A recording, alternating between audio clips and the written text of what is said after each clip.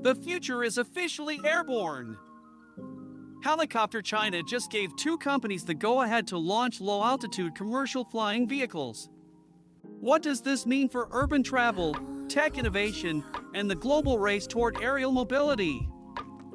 We break it all down in this video. Don't miss this exciting leap into the future of transportation. Imagine skipping traffic and flying straight to your destination. Sounds like sci-fi, right? Well, not anymore. China has just approved 2 companies to operate low-altitude commercial flying vehicles. Yes, flying taxis are officially taking off.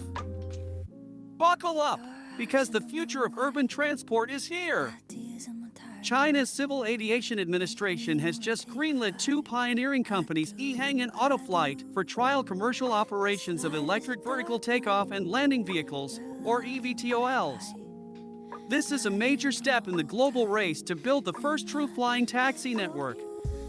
Just like EHang, known for its autonomous aerial vehicles, and Autoflight mainly focuses on intercity electric air travel.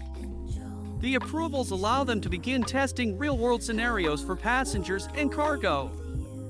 China's investment in urban air mobility has skyrocketed.